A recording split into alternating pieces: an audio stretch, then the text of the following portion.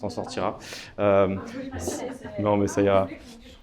Si vous avez des questions spécifiques, que ce soit des problématiques que vous avez en interne par rapport au service client, des choses qui vous intéresseraient en particulier, des retours d'expérience, que ce soit des 3 marques qu'on a ici ou de moi-même qui ai plus de 4 ans d'expérience maintenant chez Gorgias, donc j'ai vu pas mal de choses passer. N'hésitez vraiment pas soit à nous couper, soit à intervenir. Si vous avez déjà des questions, à lever la main, comme ça on peut s'assurer d'y répondre pendant la session. Mais l'objectif, c'est vraiment que vous ayez le plus de valeur possible aujourd'hui, donc n'hésitez vraiment pas à ce niveau-là. Ceci étant dit, je vous propose que vous vous présentiez très rapidement, nous en dire un petit peu plus sur qui vous êtes, ce que vous faites, la marque chez qui vous travaillez et pourquoi pas aussi qu'est-ce que représente le service client pour vous, pour la marque chez qui vous travaillez. Comme ça, on a un petit peu une compréhension de qui j'ai la chance de partager ce panel aujourd'hui. Oui, du coup, moi, c'est Alicia. Je travaille chez Easy Close depuis 8 mois maintenant. Je suis responsable de l'e-commerce, pas du tout du service client. Et donc, en gros, mon job consiste vraiment à gérer le site internet, autant pour l'amélioration pour la cliente finale que des processus en interne pour les équipes, que ce soit logistique, service client, etc. Chez Easy Close, on a vraiment un peu une vision commune, je pense, du service client. Chez nous, c'est vraiment une expérience humaine avant tout. Ça veut dire, chez Easy Close, on a 4 personnes à temps plein qui travaillent en interne. En fait, le service client est complètement internalisé chez Easy Close. Elles sont disponibles 7 jours sur 7 en horaire décalé pour couvrir une plage horaire qui va de 7h à 22h. Mais voilà, je ne vais pas vous expliquer tout. On va avoir l'occasion de revenir un peu plus en détail. Mais donc, ouais, je dirais que vraiment, chez Easy Close, c'est l'humain au centre de tous nos échanges, que ce soit en interne, externe. Voilà.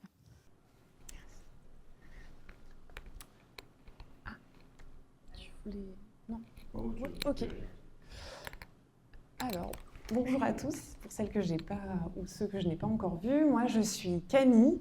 J'ai 32 ans et je travaille chez Isée maintenant depuis un peu plus de 3 ans. J'ai cette chance-là. Je ne sais pas si vous connaissez Isée, peut-être que oui, peut-être que non. Je me permets rapidement de vous faire une petite story autour de la marque. Pardonnez-moi si je me répète. Donc vous l'avez deviné, c'est une marque de lingerie créée en 2012 par Clara Blockman. C'est une marque qui est née sur le digital et qui est ensuite devenue omnicanal.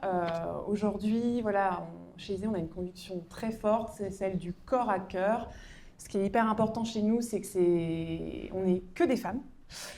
C'est pensé par des femmes, pour des femmes, et on a ce grand bonheur de pouvoir s'adresser à toutes les morphologies en fait, des femmes. Là, on parle de lingerie, donc allant du bonnet AA au bonnet E, et on espère aller encore plus loin prochainement. Donc, on crée de la lingerie, des maillots de bain et récemment aussi du prêt-à-porter pour vraiment offrir un vestiaire complet à toutes les femmes. Et on accorde une très forte attention au bien, au beau, au juste, avec un sourcing qui soit le plus proche possible en Europe, des matières de qualité, avec de la dentelle de Calais par exemple, pour la lingerie, un prix juste.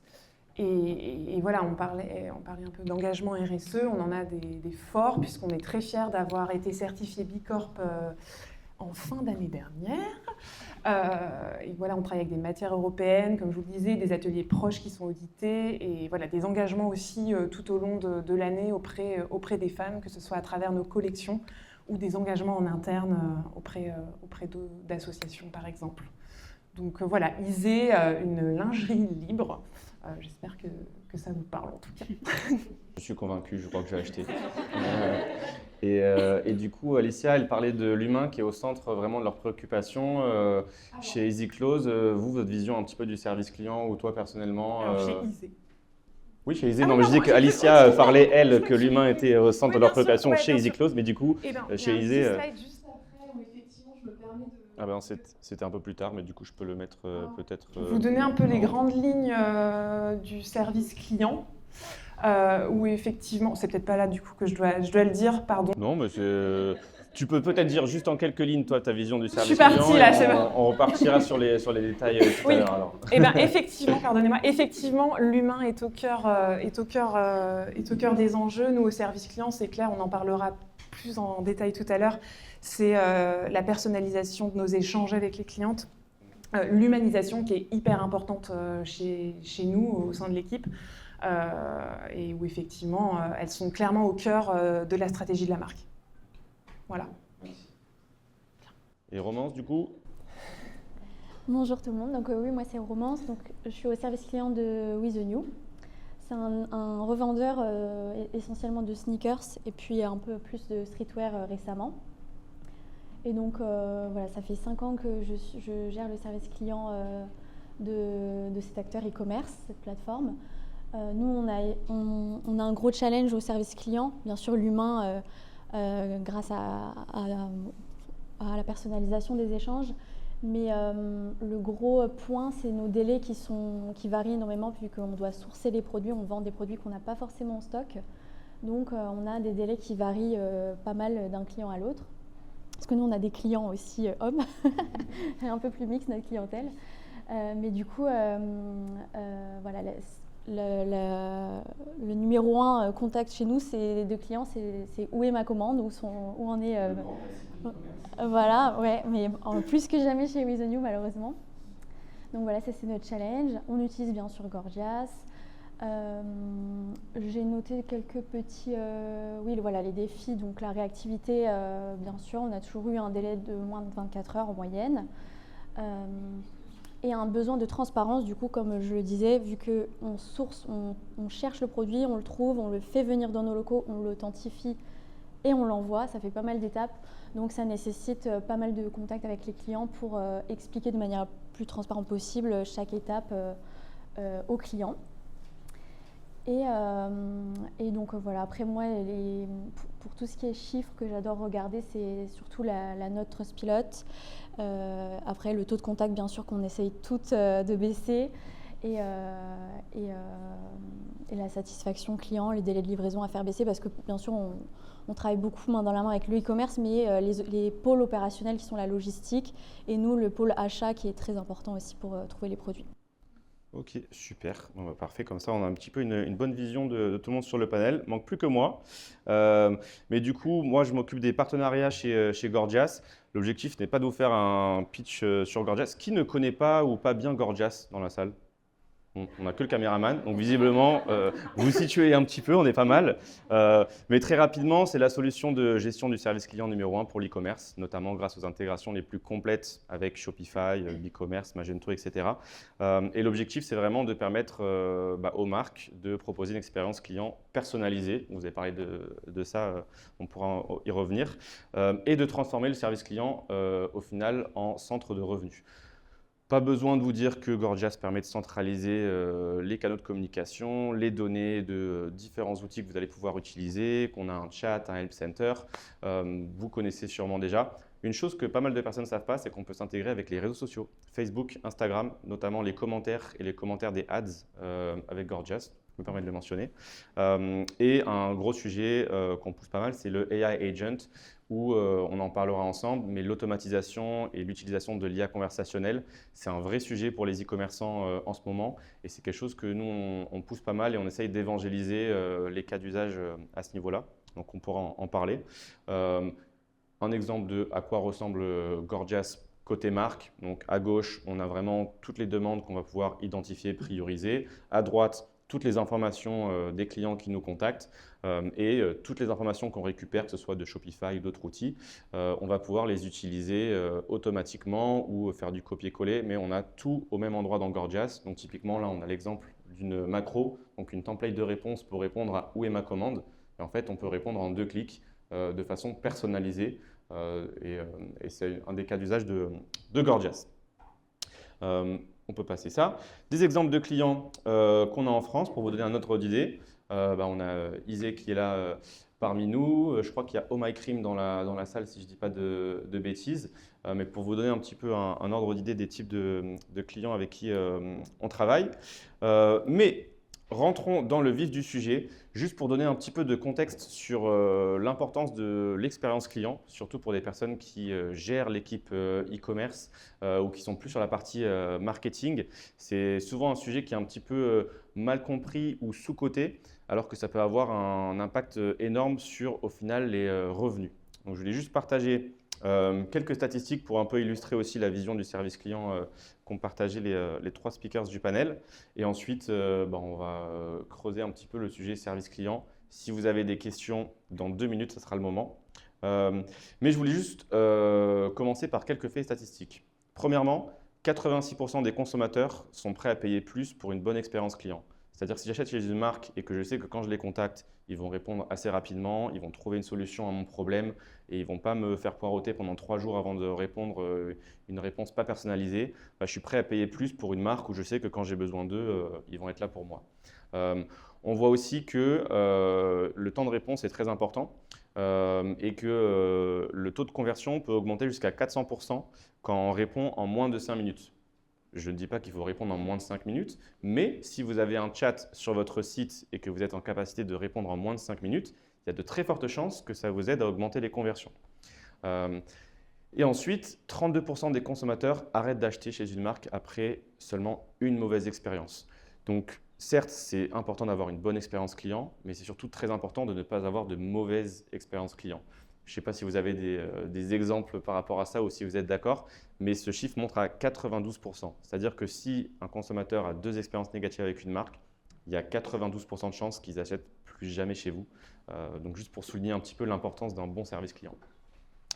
Et 88% des consommateurs estiment que c'est aussi important que le produit ou service qu'ils achètent, l'expérience client. Donc voilà, juste pour vous dire, c'est important et peut-être même plus important que ce que vous pensez. Et juste pour illustrer ça, ça c'est un petit peu des données exclusives de Gorgias qu'on a compilées chez nos clients. On voit qu'il y a un taux de corrélation directe entre le taux d'automatisation du service client et le revenu généré par le service client. Je ne suis pas en train de dire qu'il faut tout automatiser en service client, mais il y a une corrélation directe. Typiquement, on parlait des questions « Où est ma commande ?» qui sont les questions les plus communes chez With The New. Je ne sais pas si c'est le cas chez vous aussi ou il y a d'autres sujets. En tout cas, en moyenne, c'est 24% des demandes des clients Gorgias. Si on peut automatiser une partie de ces demandes-là, on va permettre à l'équipe service client d'économiser beaucoup plus de temps, de prioriser les conversations qui peuvent se transformer en conversion, les questions avant-vente. Et donc, du coup, le temps gagné avec l'automatisation va permettre de se focus sur les conversations qui peuvent résulter en vente. Donc, taux de corrélation directe entre l'automatisation des services clients et les ventes. Ça, je pourrais vous envoyer les infos, mais en gros, chez nos clients qui utilisent l'automatisation chez Gorgias, on voit qu'il y a une augmentation en moyenne de 36% du taux de réachat. Et un client qui rachète dépense 68% de plus qu'un premier client de façon générale. Et en plus de ça, l'automatisation permet de réduire le temps de première réponse, le temps de résolution. Et ça va être important parce que le critère le plus important pour une bonne expérience client selon les consommateurs, c'est le temps de réponse. Donc s'il y a une chose en tant que marque que vous pouvez améliorer pour améliorer l'expérience client, ça va être le temps de réponse et répondre plus rapidement. Ça ne veut pas dire répondre rapidement à toutes les demandes, mais peut-être se dire qu'il y a certains types de demandes par exemple de clients existants, demandes avant-vente, des vrais gros problèmes. On va peut-être essayer de les prioriser et d'y répondre plus rapidement pour augmenter la satisfaction client. Pourquoi c'est important ? Parce qu'il y a aussi une corrélation directe entre la satisfaction client et le taux de réachat. Donc, par exemple, ça, c'est des données des clients Gorgias, où en moyenne, les clients qui ont un CSAT de 4 sur 5, c'est-à-dire que les marques pour lesquelles leurs clients leur donnent 4 sur 5 au service client, ils ont un taux de réachat de 32% sur 180 jours. Donc, il y a 32% de leurs clients qui rachètent sous 180 jours.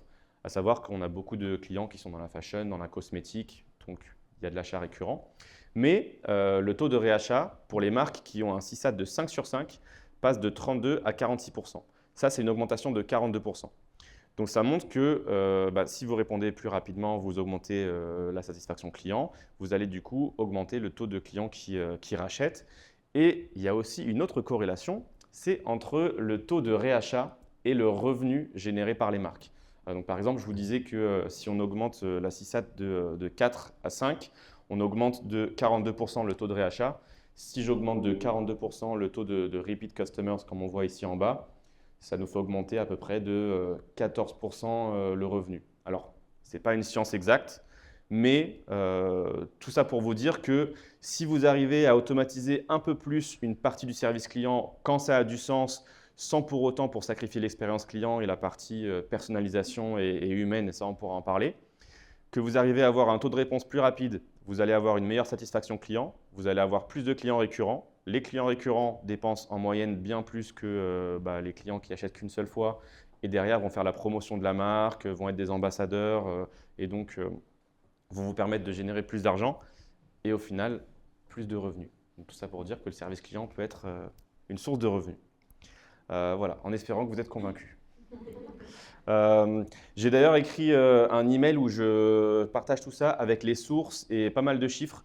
On me l'a souvent demandé, donc si ça vous intéresse, venez me voir à la fin et je vous le transfère. Ça me prend 2 minutes si ça peut vous intéresser. Ceci étant dit, passons un petit peu aux questions. Déjà, est-ce que vous avez des questions dans la salle par rapport au service client, des problématiques que vous avez ou quelque chose qui vous intéresserait de savoir? Pas tout en même temps. Ok, bon, ça viendra sûrement avec les questions qu'on posera au fur et à mesure. Mais du coup, je voulais commencer par vous demander un petit peu, vous parlez de l'aspect personnalisation et l'humain qui est important. Comment vous faites en sorte de toujours garder un service client personnalisé, malgré le fait que vous ayez quand même un gros volume de demandes, parfois une équipe réduite? Est-ce que c'est en recrutant plus de personnes? Est-ce que c'est en ayant des process en place, des outils? Enfin, comment est-ce que vous arrivez à garder un bon service client personnalisé malgré le volume? Chez EasyClose, évidemment, comme je l'ai expliqué, on a 4 personnes temps plein en interne de l'entreprise. Du coup, ça nous permet évidemment de traiter chaque demande individuellement avec une véritable personne qui regarde toutes les infos dont elle a besoin. Évidemment, Gorgias nous aide beaucoup avec les données qui sont centralisées, tous les messages sur la même plateforme. Ça permet de réduire le temps d'ouvrir 5 plateformes différentes pour trouver l'information juste qu'on cherche. Évidemment, on utilise aussi des messages préécrits tout en gardant un maximum de personnalisation avec le nom de la cliente, les informations nécessaires. Mais c'est vrai que chez EasyClose, on est vraiment dans cette pratique de c'est chaque fois traité individuellement et complet par une seule et même personne qui va vraiment répondre aux questionnements de la cliente d'elle-même, quoi. Oui, nous c'est pareil. Je pense que c'est un petit peu différent au niveau recrutement parce que nous, on a connu un gros pic avant l'IA. Et je pense qu'aujourd'hui, avec l'IA, on peut éviter un petit peu ce surrecrutement pour pallier un gros boom, justement grâce aux macros éventuels, à la personnalisation. Mais dans une certaine mesure, le recrutement, il est quand même indispensable, je pense. Et après, il y a aussi aujourd'hui la personnalisation qui est possible encore plus loin grâce à l'IA. Je pense qu'on en parlera tous ensemble, même parce que ça nous concerne tous en e-commerce. Mais c'est quelque chose pour moi qui est inévitable aujourd'hui pour aller plus loin que juste donner le prénom du client en début de mail, quoi. Moi, je pense chez Isée, notre force déjà, c'est notre équipe service client. Parce qu'elle est solide, elle est mature et j'ai eu la chance de pouvoir la recruter aussi et de pouvoir être accompagnée de personnes qui soient formées, sensibles à l'expérience client, sensibles à la clientèle tout simplement. Je pense qu'il faut aimer tisser du lien. Ça, je pense que c'est une première force chez Isée, de pouvoir, comme je disais, c'est vrai que des fois, on en parlait tout à l'heure, il y a du turnover, ça peut être un peu comme le retail où ça tourne beaucoup. Nous, on a cette force-là chez Isée de ne pas avoir de turnover. On a la même équipe depuis un peu plus de 2 ans maintenant et ça, c'est clé. Donc ça, je pense que c'est un premier point. Ensuite, évidemment, je pense que c'est d'utiliser des outils qui puissent, s'adapter à nous, notre vision. Aujourd'hui, on va en parler toutes, c'est clairement la personnalisation qui est au cœur des enjeux. C'est la sincérité aussi qui est hyper importante et la réactivité. Les gens, et on le sait tous, on a envie effectivement d'avoir une réponse rapide, mais on ne veut pas, je pense, une réponse d'un robot. On a besoin derrière qu'il y ait de l'humain, tout simplement. Et aujourd'hui, Gorgias, nous, on l'utilise beaucoup dans ce sens parce que ce qui est intéressant avec cet outil, c'est qu'on peut vraiment le personnaliser en déclinant beaucoup de vues, que ce soit sur... ouais, je crois que j'avais mis un petit... Ouais, voilà. Nous, on s'est amusé, j'ai mis un petit screen sur mettre plusieurs vues en fonction des délais, en fonction des canaux. On parlait des réseaux sociaux. Nous, on l'a aussi complètement intégré dans Gorgias parce qu'on est très regardante sur ce canal-là, bien évidemment, puisque c'est la vitrine aussi de la marque. Chaque personne a sa vue. Enfin, voilà, on peut vraiment la personnaliser en fonction des ambitions du service client, mais aussi de la manière dont travaille l'équipe, en fait, tout simplement. Ça, c'est une première chose. Ce qui est aussi intéressant récemment, ces dernières années, on a aussi pu mettre en place des raisons de contact ultra précises. Pareil, on a tout un bloc, il n'y a pas tout là, mais de vraiment identifier tous les cas les plus précis possibles pour taguer les tickets et ensuite pouvoir voir facilement les sujets dont on parle, les sujets qui fonctionnent moins bien et rapporter auprès des pôles différents. Un autre exemple aussi, t'en parlais tout à l'heure, on a automatisé le chat sur des questions très précises, qui sont des sujets que j'aime bien dire FAQ. On le disait, où est ma livraison, comment je fais mon retour, est-ce que je peux annuler ma commande, des sujets un peu bateaux si je puis dire, qui du coup permettent à l'équipe de vraiment se focaliser sur les sujets où elles ont clairement de la valeur, où elles accompagnent la cliente. Notamment nous sur nos produits où c'est de la lingerie, où on est un peu aussi dans l'intime des femmes, les tailles, le corps, etc. Et où elles peuvent prendre le temps, c'est hyper important, d'échanger avec elles. Et puis aussi, je me permets de dire aussi, nous on a quelque chose qui est hyper important à mes yeux, c'est le téléphone. Je sais que ça en embête beaucoup, mais maintenant je crois que c'est acquis. C'est un vrai sujet le téléphone en e-commerce. C'est un vrai sujet en vrai. Mais en tout cas, chez Isée, il est hyper important parce qu'en fait, ça permet de... nous, on est vraiment dans ce truc on veut tisser du lien avec les clientes. Le service client, aujourd'hui, on se rend compte, c'est automatisé, c'est un peu robot, c'est un peu ceci, c'est un peu cela. Et le téléphone, clairement, il y a un humain derrière. On parle, on discute, il y a un ton de voix. Et c'est surtout, en fait, au-delà de ça, oui, il y a un côté sympathique, mais au-delà de ça, on résout rapidement, en fait, les sujets. En fait, ils sont clôturés, on raccroche le téléphone, on fait l'action qu'on a à faire, et puis on n'en parle plus, quoi. Et tout le monde est content, et ça se passe... moi, je trouve que ça passe toujours très bien. Donc, il ne faut pas hésiter à prendre le téléphone. Mais effectivement, ça peut demander du temps aux personnes aussi dans l'équipe, mais en tout cas, nous, chez Isée, ça fait partie de la stratégie, c'est de prendre le temps avec les clientes au téléphone. Voilà. Donc tout ça fait que ça donne une petite recette un peu importante en tout cas pour soigner nos échanges, encore une fois. Les clientes, elles sont au cœur de notre stratégie cliente, bien évidemment. Et effectivement, on se sert de tous ces outils. Il y a une part un peu d'automatisation, bien sûr, pour laisser le champ libre à des actions un peu plus... Pas plus forte valeur ajoutée. Voilà. Ouais. Enfin, je veux bien Mais effectivement, ça c'est un vrai sujet. C'est comment est-ce qu'on peut automatiser les demandes très redondantes, à très faible valeur ajoutée, ou même c'est pas forcément plaisant en tant que client d'une marque de devoir les contacter pour savoir où est ma commande parce qu'il n'y a pas de... Bon, en général, on reçoit quand même un email avec les informations de tracking, etc. Mais bon, c'est toujours un problème pour les clients de retrouver ça, visiblement. Mais c'est toujours frustrant de se dire, en fait, je n'ai pas la possibilité de traquer ma commande par moi-même. Je vais sur le site. Bon, là, par exemple, on voit qu'il y a la possibilité de suivre et gérer ses commandes. Donc, les clients peuvent aller par eux-mêmes suivre leurs commandes. Typiquement, d'avoir cette option-là, ça leur permet de ne pas avoir besoin à contacter le service client. Mais vous faites les choses bien, vous avez un chat, vous avez l'option self-service. Beaucoup de marques ne l'ont pas. Et quand bien même on doit devoir envoyer un email à la marque pour savoir où est sa commande, si on a une réponse dans la journée, en France en tout cas, on est assez content. Mais c'est frustrant en tant que client. Alors que d'avoir une option en self-service ou d'avoir en tout cas une réponse rapide à ces questions avec par exemple où se trouve ma commande ici, où je clique, j'imagine que je reçois mes informations ou comment la traquer. Non seulement ça vous permet de ne pas avoir à gérer ces demandes-là, mais c'est aussi une meilleure expérience client que de devoir vous contacter par rapport à cette question-là, quoi. Donc au final, c'est gagnant pour tout le monde et ça vous permet justement de vous focus sur les conversations où un client a vraiment besoin de vous, vous pouvez tisser une relation avec, les conseiller parce que c'est une demande avant-vente ou des questions un peu intimes ou des questions de sizing pour vous.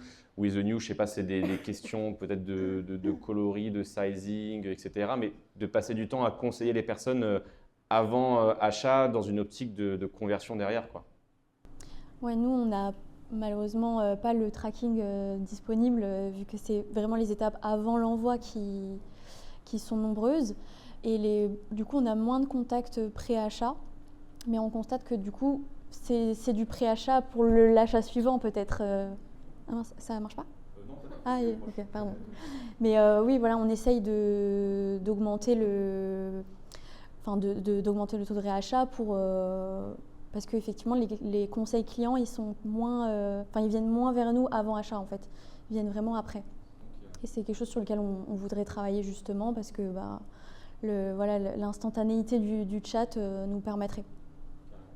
Et du coup, on a vu ici un petit peu, Isée, vous avez mis en place sur la gauche des vues. Donc des vues, ça permet vraiment d'identifier et prioriser les types de demandes. On voit que vous avez mis le chat, on permet de suivre sa commande. On a ce qu'on appelle les flows où je clique, je vois ma réponse derrière. De façon générale, qu'est-ce que vous avez mis en place en service client ces dernières années pour vous permettre soit de mieux répondre, soit de mieux personnaliser les demandes, soit de répondre plus rapidement. Enfin, concrètement, au-delà de mettre en place Gorgias, qu'est-ce que vous avez mis en place pour améliorer l'expérience client et aussi, je pense, l'expérience de votre équipe service client? Parce que comme on disait tout à l'heure, ce n'est pas forcément un job très simple. Il y a pas mal de questions qui sont redondantes et de répondre à où est ma commande toute la journée, ça n'intéresse personne. D'où l'intérêt peut-être d'automatiser une partie des demandes et se focus sur la relation avec les clients. Mais concrètement, qu'est-ce que vous avez mis en place sur le service client ces dernières années? Et s'il y a des résultats ou si ça a fonctionné? Alors, chez EasyClose, il faut savoir qu'on a commencé en 2014, comme Florence vous l'a si bien dit, avec en fait un service client qui a toujours été au cœur de la stratégie. C'est toujours été vraiment un pilier de l'entreprise, que ce soit au début avec 3 employés ou maintenant avec 40. Au début, on était sur une boîte mail, donc on passait tout sur la boîte mail Mac. Autant vous dire que c'est pas très pratique. Il fallait rallumer les ordinateurs 3 jours avant que quelqu'un revienne de vacances pour que tout charge correctement. Enfin, c'était vraiment un peu la galère. Et puis, évidemment, rien n'était trié. Tous les mails atterrissaient dans la même boîte mail au début. Puis, ils sont quand même passés à quelque chose où il y avait des adresses mail pour un peu chaque problème, j'ai envie de dire. Et puis, finalement, on s'est bien rendu compte qu'à long terme, ça n'allait pas tenir. Et donc, avec ce changement de PrestaShop à Shopify, on a eu la chance, par W3 Lead, de rencontrer Gorgias, mais aussi notre filiale aux États-Unis qui utilisait Gorgias déjà avant. Voilà, ça nous a vraiment convaincus. Ce qu'on a mis en place, évidemment, c'est les vues. On ne trie pas vraiment, nous, par personne. C'est vrai qu'on assigne rarement des tickets à certaines personnes. C'est vraiment un peu, elles sont expertes un peu dans tout. À savoir qu'on travaille en open space chez EasyClose. C'est vraiment un peu notre force aussi. C'est le fait qu'on soit, toutes les équipes sont tout le temps en contact avec tout le monde, peu importe le problème, tout le monde est au courant, peu importe la formation qui doit passer d'équipe en équipe, c'est immédiat en fait. On ne doit pas avoir des tonnes de réunions. C'est vraiment l'information, elle passe au travers du bureau et ça marche bien comme ça. Par exemple, franchement, moi, dans mon métier de tous les jours et ce que je fais au sein d'EasyClose, bien souvent, s'il y a un bug sur le site, on le sait dans la seconde par les clientes qui sont ultra réactives aussi à ce niveau-là chez EasyClose. Et donc, on peut se permettre de mettre des choses en place plus rapidement, d'être plus vite au courant de ce qui se passe. Évidemment, on a les messages préécrits aussi qui permettent au SAV de répondre plus facilement aux réponses aux questions du genre où est ma commande. Mais c'est vrai que nous, on répond quand même individuellement à ce genre de questions. On n'a pas du tout de petits boutons et puis hop, on est dirigé vers une page. C'est vraiment une réponse personnalisée pour chaque cliente. Maintenant, on a depuis quelques semaines, mois, on a mis en place le chat en ligne aussi, ce qui permet voilà, les questions un peu plus faciles, qui prennent moins de temps, voilà, ça passe par le chat, en 2 minutes c'est réglé, on n'en parle plus, et ça désengorge évidemment notre boîte mail, et comme Camille disait, ça permet en fait de se concentrer sur des demandes beaucoup plus importantes à ce niveau-là, et d'aller plus loin avec les clientes qui ont vraiment besoin d'un vrai suivi plus complexe, quoi.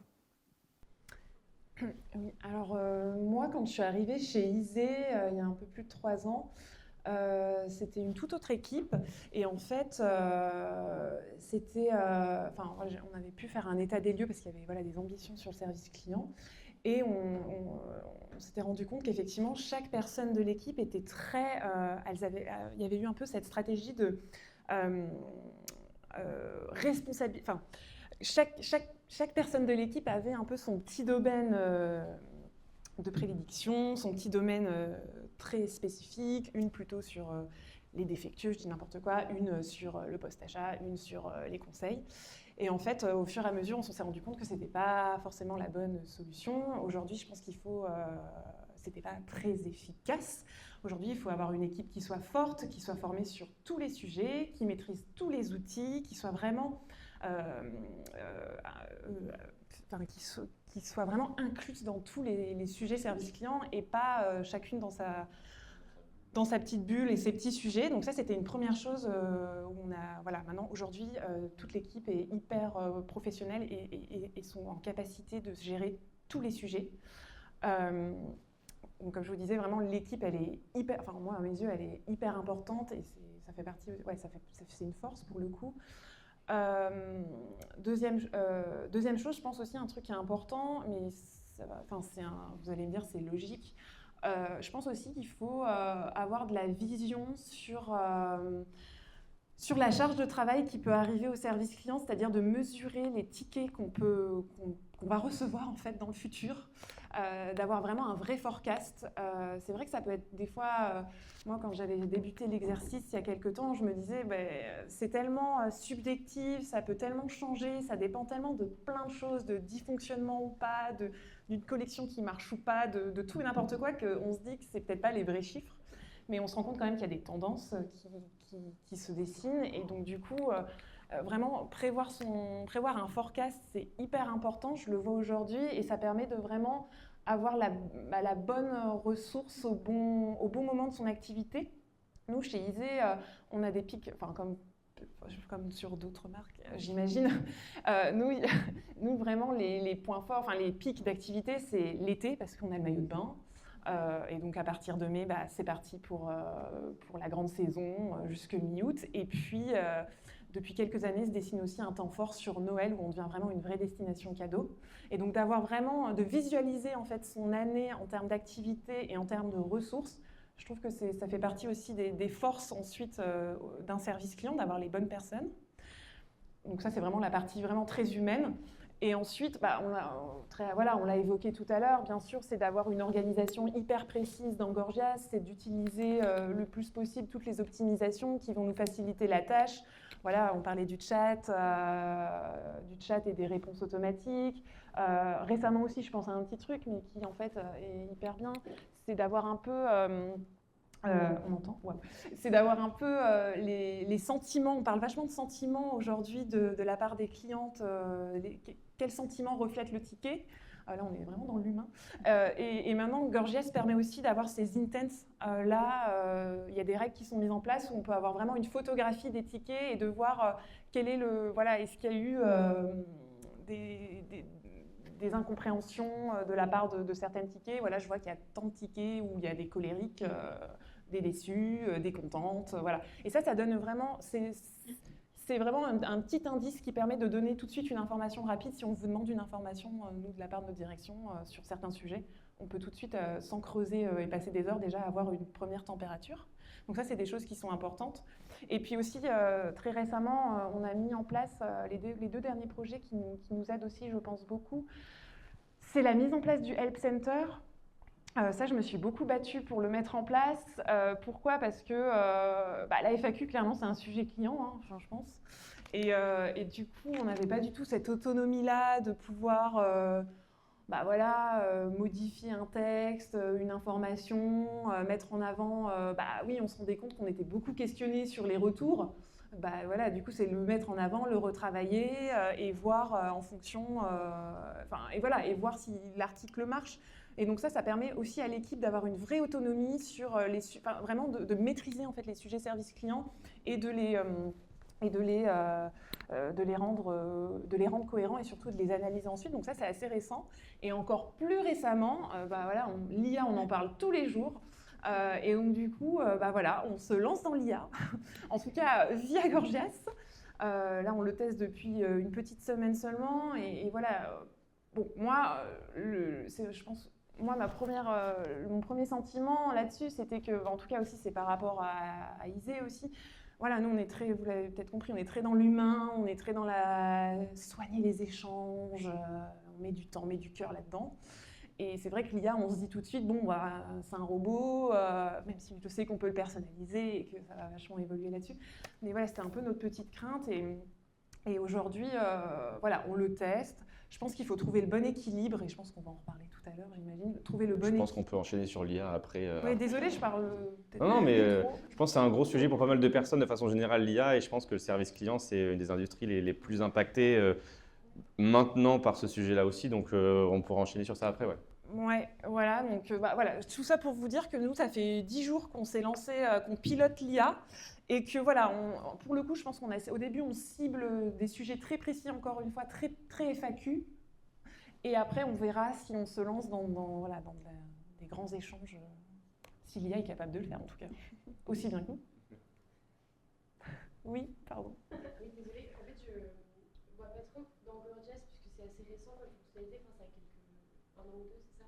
Depuis septembre l'année dernière, on a eu des clients qui l'ont testé pendant quelques mois, mais c'est disponible pour tous nos clients depuis septembre l'année dernière. Ouais. Et comment ça se configure? Est-ce que tu peux dire, je voudrais que l'IA intervienne que sur tel type de ticket, quel type de sujet, ou est-ce que tel type de client, enfin, comment est-ce qu'on peut mettre en place, comment en tant que responsable de l'expérience client, comment est-ce qu'on peut décider de l'intervention d'IA, quoi? Ah oui, oui. Et ben, en fait, il y a eu tout un travail déjà en amont qui est long et qui est lourd, clairement, parce que il faut lui donner de la connaissance à l'IA, raconter un peu tout ce que fait nous en interne. Donc ça, c'est de l'écrit qui est un peu lourd, mais il faut prendre le temps. Et effectivement, tu enrichis de la connaissance, pardon, sur différentes thématiques. Et ensuite, en fait, tu peux activer ou pas des thématiques en fait. Donc tu es complètement libre de choisir si tu veux que tel ou tel sujet soit traité. Nous par exemple, on ne souhaite pas que les sujets sur les défectueux ou les remboursements soient traités parce que c'est des sujets un peu touchy, voilà, où je pense qu'il y a besoin que l'équipe qui intervienne. Mais c'est totalement modulable en fait et donc oui, c'est rassurant. Et ben, ce qu'on a choisi là pour le moment, c'est toutes les questions sur les retours, comment faire mon retour, des questions aussi de est-ce que je peux annuler ma commande ou pas. Il y a aussi, on l'a quand même activé sur une partie des défectueux seulement pour la première phase, c'est-à-dire de demander des photos du produit et ensuite ça passe la main à l'équipe bien sûr. Ouais, voilà, pour le moment c'est principalement ça. À voir ensuite, on teste un peu au compte-gouttes. Et je pense que c'est une très bonne question. Et je compare souvent ça au chatbot qu'on a connu voilà, il y a 10-15 ans, même maintenant. En théorie, un chatbot, c'est une super idée, ça permet de gérer plein de réponses. Mais en pratique, personnellement, dans 99% des cas, j'ai toujours juste voulu parler à un humain parce que le chatbot n'était pas bien mis en place. Je compare ça avec le AI Agent, en l'occurrence, c'est un peu le même sujet. Où en soi, ça peut être un super outil et les clients qui l'ont mis en place, qui l'utilisent bien, me disent qu'ils ne pourraient jamais repartir en arrière et ils ne savent pas comment ils faisaient avant. Mais il faut le faire en bonne et due forme. Il faut s'assurer que, par exemple, le AI Agent va uniquement répondre à tel type de demande sous certaines conditions. Et justement, dans Gorgias, tu peux dire toutes les demandes d'annulation, toutes les demandes de défectueux, les AI Agent ne les gèrent pas. Si c'est les demandes de où est ma commande, les AI Agent va les gérer que sous telle ou telle condition. Et tu vas donner des guidance pour tel type de questions. Les AI Agent doivent suivre tel ou tel process, demander telle ou telle information. Si c'est une question avant-vente, derrière, tu peux lui dire de faire une question de upsell ou proposer de connecter avec un conseiller. Enfin, on peut vraiment façonner ça comme on veut, mais ça prend un petit peu de temps et il faut se poser les bonnes questions. Ça prend un petit peu de temps et surtout aussi, tu peux tester en fait, en l'occurrence dans Gorgias, tu peux aller dans la partie test et regarder si tel client me posait telle question, qu'est-ce que répondrait l'AI agent? Et en fonction de ça, te dire bon ok, je pense que là c'est plutôt pas mal, je peux le lancer, faire quelques tests sur certains tickets et en fait au fur et à mesure tu peux donner le feedback de là tu aurais dû répondre ça, tu aurais dû utiliser telle source d'information et au fur et à mesure graduellement le setup d'une façon où ça devient vraiment pertinent et les résultats sont incroyables parce que chaque ticket qui est géré par AI Agent, c'est un ticket qui n'a pas à être géré par l'équipe et donc du coup il y a vraiment le temps de conseiller les bonnes personnes, de gérer les questions et les demandes un peu plus conflictuelles ou problématiques et de prendre le temps de turn things around. Et donc le vrai impact, c'est voilà, les questions qui ont très peu de valeur. On fait en sorte que ça y répond que sous certaines conditions pour que derrière, si par exemple il y a besoin de parler à un humain, en fait l'équipe service client va être disponible beaucoup plus rapidement quand ça vient de l'AI agent parce qu'on va le prioriser. Voilà. Et donc c'est tout un travail. Mais on a les outils qu'il faut pour que ça réponde au moins de questions possibles pour être sûr que vraiment ça le fait de bonne et due forme, quoi. J'ai une dernière question, Chloé. Cette phase de setup, justement, tu estimes qu'elle dure combien de temps à peu près? Peut-être que tu peux répondre, après je te donne mon avis. Non, mais nous, on a eu toute une phase un peu… ouais, ça a mis 2 semaines. Nous, on s'est mis 15 jours du moment où on a eu l'entretien avec Maca pour un peu nous guider sur les différents paramétrages. Et puis après, nous, avec l'équipe, on s'était dit, voilà, ouais, on s'était donné 2 semaines pour écrire, etc. Et là, on est plutôt sur la phase un peu… il y a la partie preview qui est mise en place, c'est-à-dire que le message ne part pas tout de suite, hein. Il y a une première lecture, il y a une lecture qui est faite par l'équipe avant de l'envoyer. Et il y a aussi toute une partie feedback. Donc je pense qu'on va mettre 1 mois un peu à consolider tout ça, à pouvoir se faire des premiers retours, des premiers feedbacks sur ce qui va ou pas, pour ensuite le lancer sereinement. Je pense qu'en soi, c'est comme si tu lances des ads ou de l'email marketing.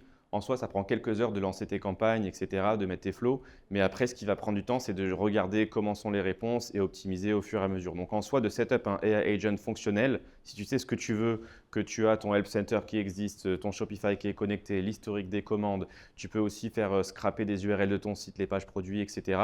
Et on a des modèles déjà de templates, de guidance, etc.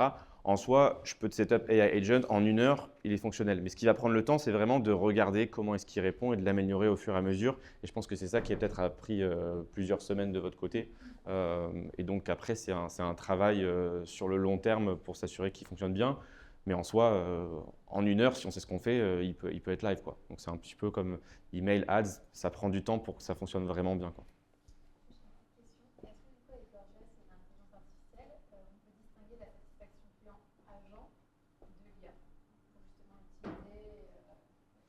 Oui, bien sûr. En fait, le AI Agent, c'est un agent dans Gorgias. Donc, il est assigné à des tickets. Voilà, par exemple, sur l'exemple qu'on voit ici, c'est un ticket qui est assigné à l'AI Agent. On voit que le client a donné 5 étoiles sur 5 étoiles.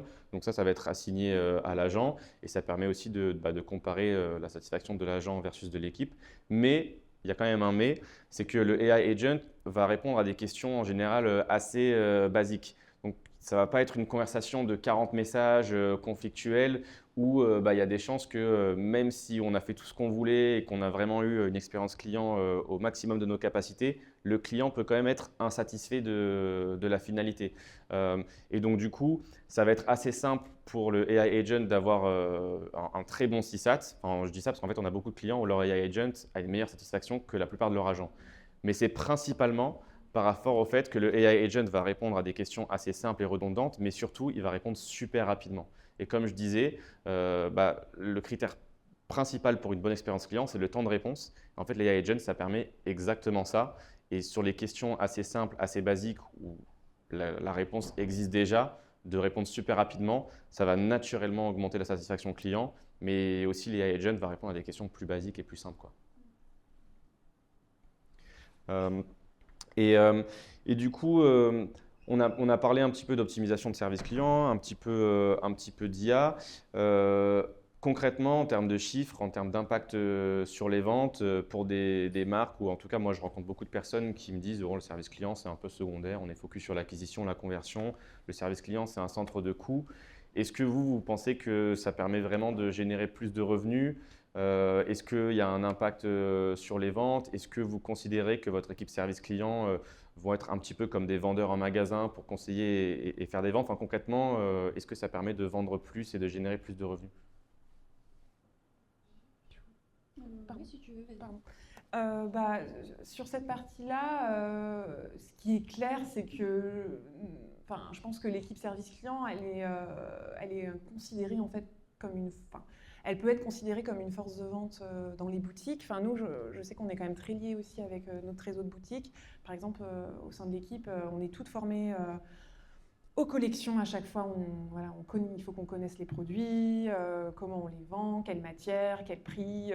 On a la même formation, peut-être moins poussée, mais en tout cas, on a la même formation qu'une équipe de vente en boutique.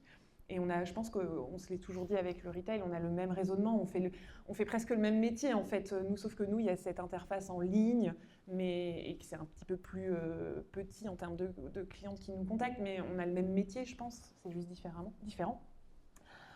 Et après, très honnêtement, nous chez Isée, je pense la question des revenus dont tu parles, je sais qu'elle est visible sur Gorgias. C'est ça dont tu parles, hein, peut-être. Oui, ou aussi. de façon générale. Enfin, En fait, oui. dans Gorgias, on peut voir les conversations de service client qui ont résulté en vente, mais ce n'est pas pour autant que c'est grâce au service client que ça s'est résulté en vente. La personne a peut-être cliqué sur une campagne d'ad, peut-être qu'elle est venue en boutique, elle n'a pas trouvé sa taille, qu'elle a acheté en ligne, etc. Mais on a quand même un indicateur. Par exemple, si on a 4 agents dans l'équipe service client, on va pouvoir voir, telle personne, elle convertit 12% de ses conversations en vente, telle autre personne en convertit que 2%. Peut-être qu'il y a une personne qui en fait a plus la fibre commerciale, ou peut-être qu'ils répondent plus à des questions avant-vente, ou plutôt que de dire voilà, achetez ce produit-là, en fait ils envoient directement la fiche produit avec un code promo dans Gorgias. Il y a ces outils-là où on n'est pas là à dire c'est grâce au service client que les ventes sont faites, mais on permet quand même de traquer un petit peu l'impact que l'équipe service client peut avoir à ce niveau-là. Oui, ce qui est sûr, c'est que encore une fois, nous, l'équipe, ce sont de vraies ambassadrices Isée, tout comme les équipes en boutique. Après, c'est vrai qu'aujourd'hui, très honnêtement, nous, on n'a pas pris le temps de le mesurer et de regarder l'impact que ça peut avoir sur un chiffre d'affaires. Ce serait effectivement quelque chose d'intéressant parce que je pense que ça fait partie aussi de la valorisation justement du service client. On va peut-être en parler tout à l'heure sur si elle est au cœur ou pas d'une marque. Donc voilà. Ouais, en fait, moi, j'allais dire exactement la même chose parce que c'est ce qu'on disait à la pause, c'est qu'on a, nous, la chance d'avoir la direction qui est alignée avec cette vision où le service client est très important, mais ce n'est pas le cas de toutes les entreprises, surtout en France, c'est le grand débat du jour. Mais c'est effectivement cet accès à cette stat qui, bien sûr, n'est pas forcément 100% lié au support client.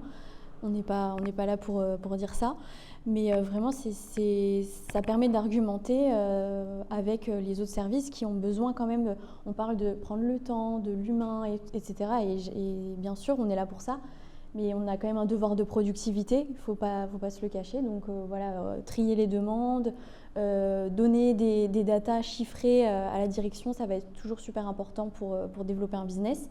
Et je pense que cette stat, elle est effectivement très intéressante. On peut voir du coup le chiffre d'affaires généré après avoir contacté le support. Et c'est vrai que c'est quelque chose sur lequel on se penche aussi en ce moment, surtout qu'on peut pousser ces ventes-là si on arrive à aller récupérer les contacts avant la vente. Ouais, moi en tout cas, un conseil que je donne à tous les clients Gorgias, c'est faites en sorte de prioriser les demandes avant-vente, les questions produits. Si vous avez le chat, faites en sorte que ce soit la priorité numéro 1, c'est répondre aux demandes avant-vente sur le chat, parce que c'est quelqu'un qui est déjà sur le site, qui est potentiellement déjà prêt à passer commande. Vous pourrez toujours répondre aux questions « Où est ma commande ?» dans un second temps, mais si vous êtes dans une optique de générer plus de revenus et prouver un petit peu la valeur du service client, ça va forcément passer par le chat et les questions avant-vente ou recommandations produits, ou les demandes de clients existants qui ont déjà passé plusieurs commandes, donc ils sont plus à même de repasser une grosse commande ou derrière de recommander le produit auprès de leur réseau ou s'inscrire à la newsletter ou au programme de loyalty, ce genre de choses où en fait c'est des conversations qui peuvent se transformer un peu plus en conversion derrière, quoi. Et je vois que le temps passe. 2 dernières questions. Pour vous, qu'est-ce qu'une expérience client exceptionnelle versus juste une bonne expérience client? Et au passage, est-ce que s'il y a une marque qui vous demande, voilà, qu'est-ce que vous me conseilleriez à mettre en place en service client, quels seraient vos 2-3 conseils de choses à faire ou à ne pas faire? Je pense que c'est aussi important de savoir les choses à ne pas faire peut-être. Ben oui, ouf, je bug sur la question. Chez EasyClose, ce qu'on pense, un bon service client, c'est certainement résoudre le problème de la cliente, c'est sûr. Un service client exceptionnel, c'est vraiment avoir ce petit truc en plus qui fait que elles sont plus que ravies à la fin, que ça soit une rapidité de réponse vraiment impressionnante, que ça soit une personnalisation vraiment poussée, ou encore une proactivité dans qu'est-ce qu'elle attend encore plus de moi, qu'est-ce que je peux aller plus loin. C'est vraiment, en fait, moi je pense ce qui fait la différence entre une bonne cliente et une ambassadrice de la marque, c'est d'aller plus loin que ce qu'elle elle demande de base. Ce qu'on conseille, nous, travailler en open space, vraiment ce qu'on conseille, c'est un peu ça, c'est d'échanger tout le temps avec le service client. C'est vraiment la force, je crois, de notre équipe, c'est le fait que comme elles sont en interne, comme on discute tout le temps, c'est vraiment un échange continu d'informations entre toutes. On se nourrit de toutes les informations qui passent. On peut vraiment améliorer plein de processus internes au départ du service client et d'une demande client. Ce qu'il ne faut pas faire, évidemment, c'est tomber dans cette surautomatisation, cette déshumanisation du service client, se dire qu'il faut absolument aller au plus vite et finalement perdre l'humain qui est derrière. Ouais. Je pense que c'est vraiment les 2 conseils que je donnerais. Oui, moi je trouve que Florence le disait très bien, un service client réactif c'est le service minimum et vous c'est proactif, donc c'est un peu ça, c'est le petit truc en plus, qu'est-ce qu'on peut ajouter qui fait que ça va être au-delà de nos espérances en tant que client. On peut tous s'imaginer ça du côté client, on l'a tous vécu. Moi je suis venue en train ce matin, le contrôleur il me dit bonjour, votre billet s'il vous plaît, au revoir. Ça c'est pour moi le service minimum.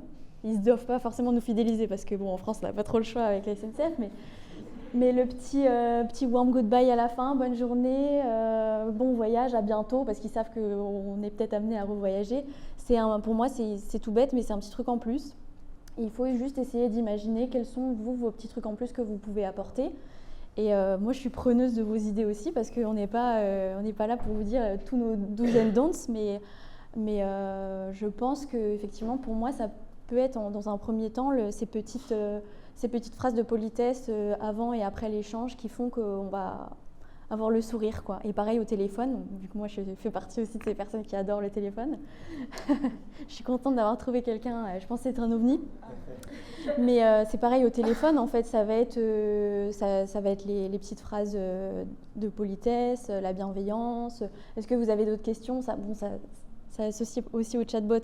Avez-vous d'autres questions ? Mais bien dit et bien avec le sourire, tout ça, pour moi, c'est ce qui va nous transformer en service un peu plus exceptionnel.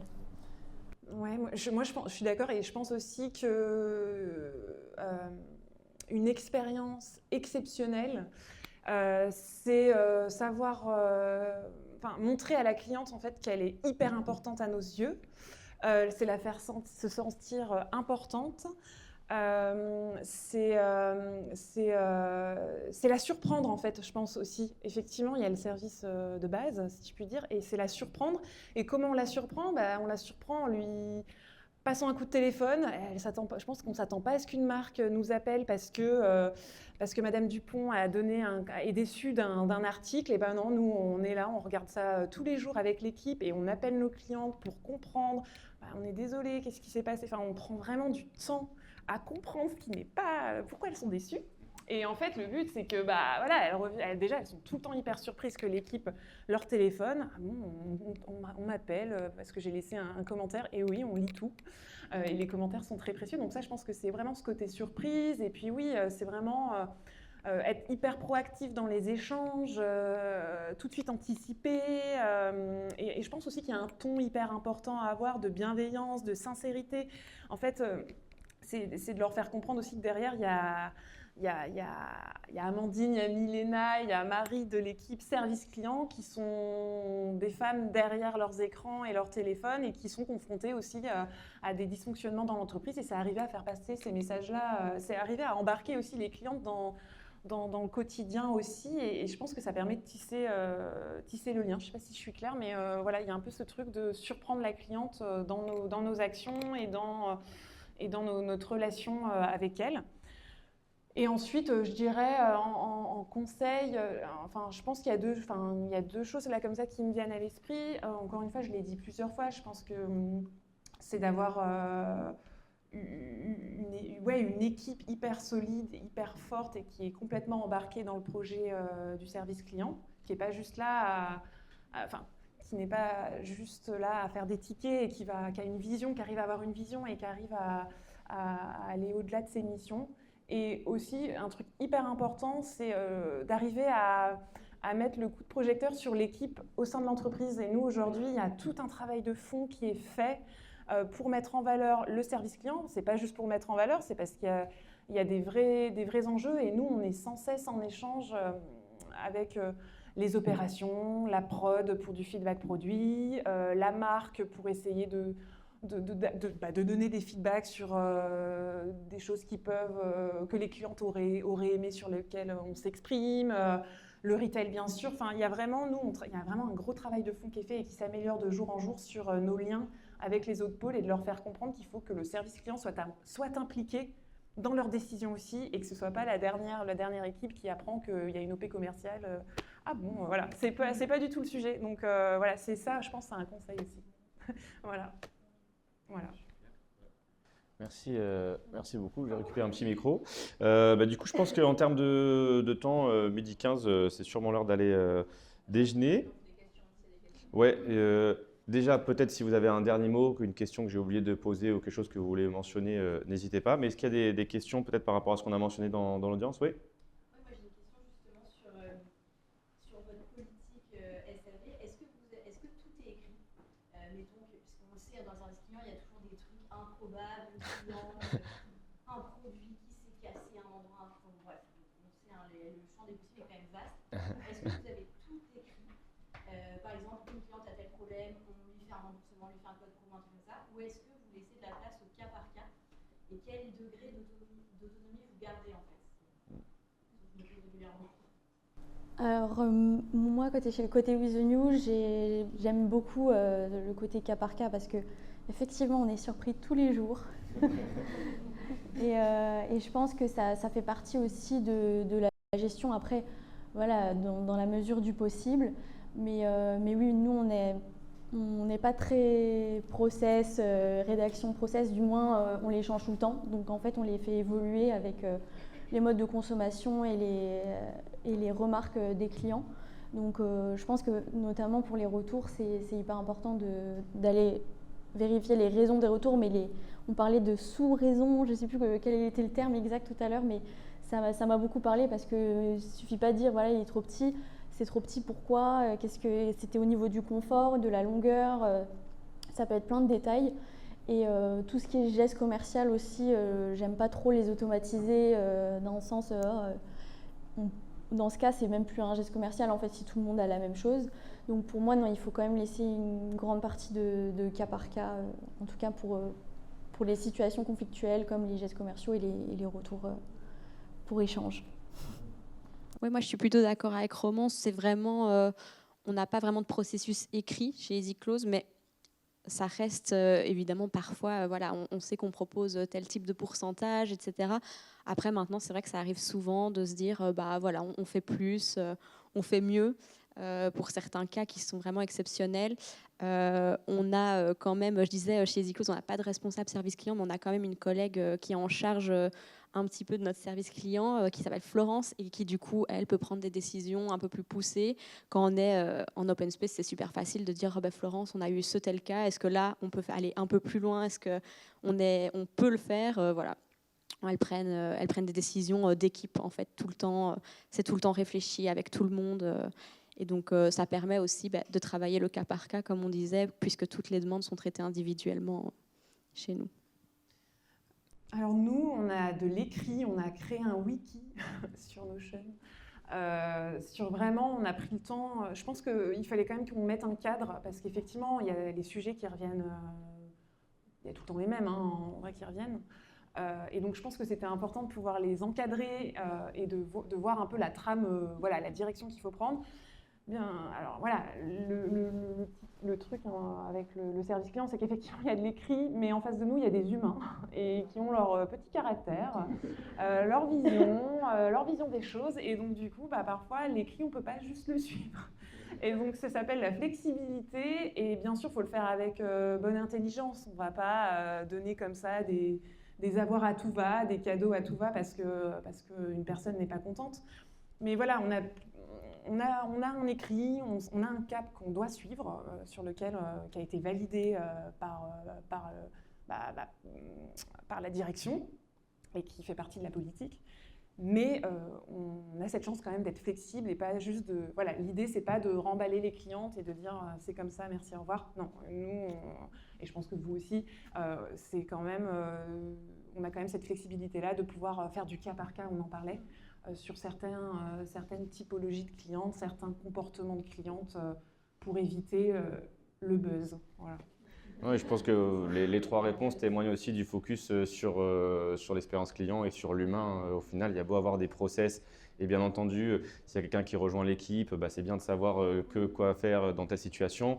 Mais au final, on est des humains et il y a des situations un petit peu spécifiques à certaines personnes. Donc, c'est bien de pouvoir s'adapter pour au final avoir la satisfaction qui fait que cette personne-là peut-être reviendra commander chez nous parce qu'on a pu être un peu flexible avec sa demande aussi, quoi. D'autres questions? Oui? Allez, on est parti. Hein. C'est une question aussi plus de management sur vos équipes de SAE, parce que vous êtes plusieurs à chaque fois. Quels sont un peu les KPIs que vous mettez en place à vos équipes en fait parce que c'est ça qui est compliqué, c'est faire du cas par cas, mais en même temps gérer un max de tickets, le plus vite possible, mais en même temps très personnalisé, c'est compliqué en fait, je trouve, de trouver les bons KPIs. Voilà. Si vous avez quelques tips. Ouais, nous, les KPIs qu'on regarde beaucoup au sein de l'équipe, c'est déjà le premier, c'est la satisfaction cliente. Comment ma cliente m'a noté à la fin de mon échange. Donc ça, clairement, il est regardé tout le temps. Par contre, nous, on le regarde de façon collective. Il n'y a pas de... Enfin, bien sûr que Gorgias peut complètement sortir individuellement le taux, et c'est toujours bien de regarder pour le côté pour suivre un peu si jamais il y a une alerte.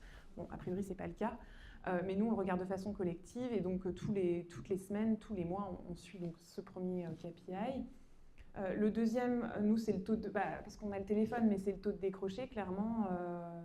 Ah oui, complètement, on le regarde. Là, on est à 80%, presque 80% de taux de décroché. Il a énormément augmenté. Donc ça, c'est quelque chose qu'on regarde pour mesurer si on arrive à répondre à tous nos appels. On regarde aussi, mais c'est d'autres indicateurs, on regarde le NPS. L'équipe le regarde tous les mois parce que c'est le post-achat et en fait, le service client est complètement légitime, je trouve, et de regarder les feedbacks des clientes. Et c'est aussi, nous, on fait ce travail de recontacter ce qu'on appelle les détracteurs. C'est pas très beau, mais les clientes déçues, et pour essayer de les rattraper et comprendre et faire du feedback aussi auprès des différents pôles. Voilà, ça c'est les principaux. Il y a le taux de contact aussi, mais ça c'est quelque chose de plus général. Et puis aussi, ce qui est intéressant aussi, je pense, c'est de regarder le nombre de messages par ticket. C'est-à-dire, c'est plutôt sur la performance comment... Voilà, s'il y a 7 messages au sein d'un ticket tout le temps, il y a peut-être un petit problème. Il faut voir la thématique, il faut voir... voilà. Mais voilà, nous, c'est ce qu'on regarde principalement. Après, voilà, je pense qu'il y a d'autres choses. J'avoue que nous, on ne regarde pas trop le temps. Ouais, on n'a pas ce truc. Mais oui, je sais que je me suis déjà posé la question. Mais en fait, on a vachement ce truc je pense que c'est aussi un peu la culture de l'entreprise. Prendre le temps, le truc un peu bien... Enfin, d'être hyper bienveillante et tout, et d'être moins sur la performance pure et dure de je réponds au ticket à fond. C'est vrai qu'on le regarde moins. Ouais. Et je pense aussi sur le temps, il y a deux parties en fait. Il y a le temps on répond en moins d'1 heure. Et il y a aussi, on répond en moins de 24 heures. Il ne faut pas qu'il y ait de tickets qui soient sans réponse plus de 24 heures.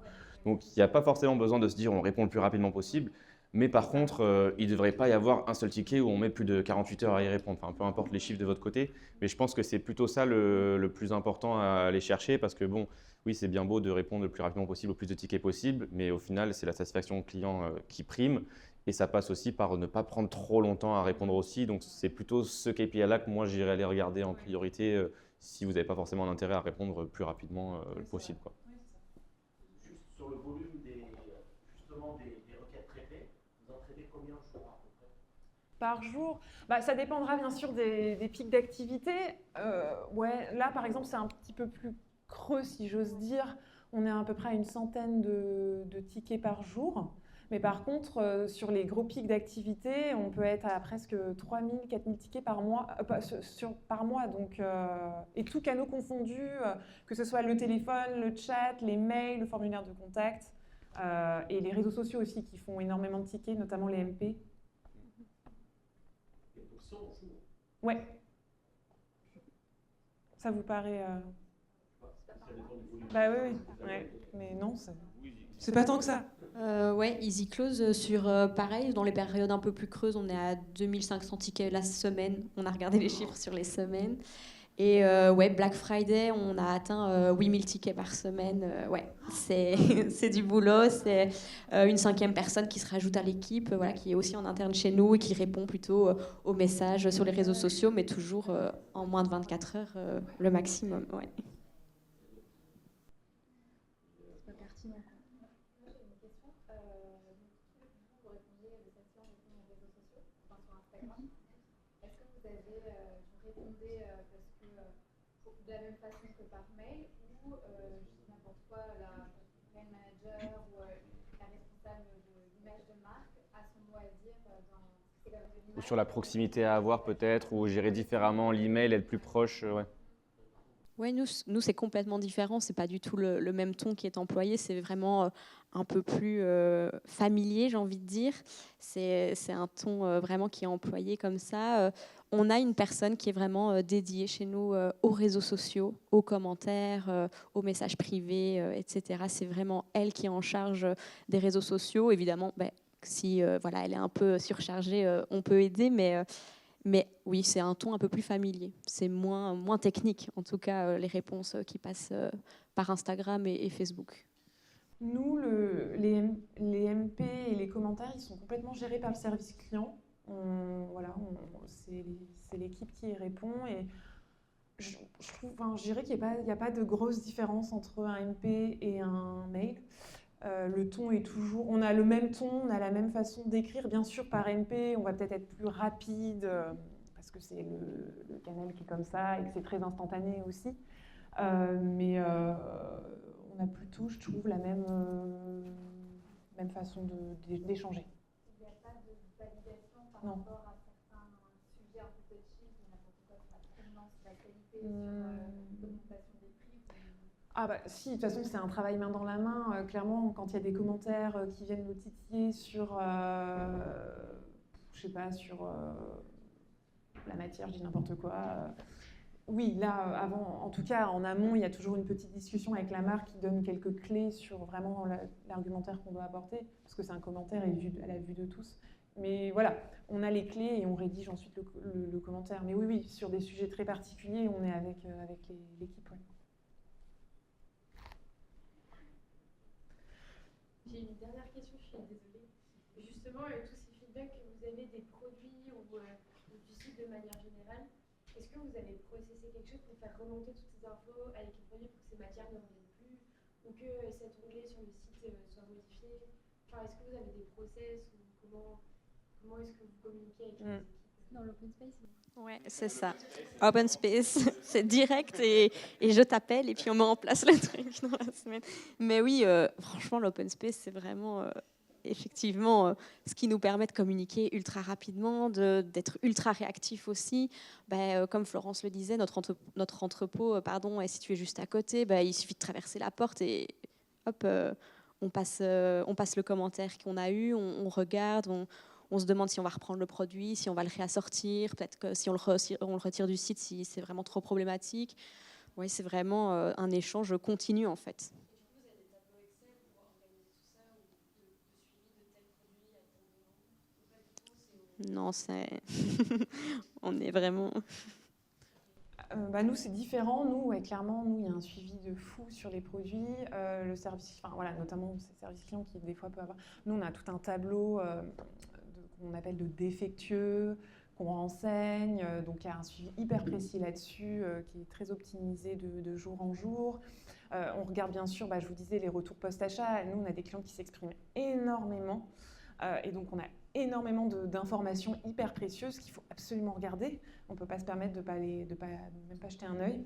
Et en fait, très régulièrement, on a des tables rondes feedback avec la production en direct, où on a tout un travail en amont de quelle catégorie de produits a plu, moins plu, tel produit a été un vrai défectueux, on a dû le retirer. Et donc, et on a vraiment ces contacts, ces rendez-vous chaque année avec la prod.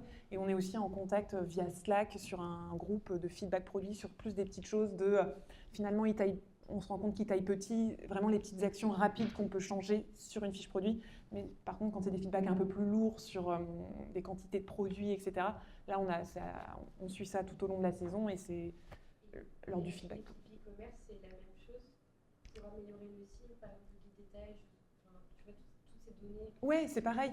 Ouais, voilà. C'est pour ça que c'est hyper important en fait que le service client il soit vraiment en synergie avec d'autres pôles pour faire ces remontées-là. Et c'est vrai qu'au début, il faut un petit peu se battre pour se montrer. Non, mais c'est vrai. Enfin, je parle d'expérience en tout cas. Se montrer et dire si, enfin, il y a un vrai intérêt à ce qu'on remonte. Et c'est pour ça que le service client il doit vachement quantifier, montrer, qu'il y a vraiment un feedback pour que ce soit pris en compte, ce qui est normal. D'ailleurs, on ne va pas comme ça juste parce qu'on l'a dit changer les choses. Mais voilà, oui, on est hyper en contact avec à la fois le e-commerce et puis la prod sur vraiment purement produit, quoi.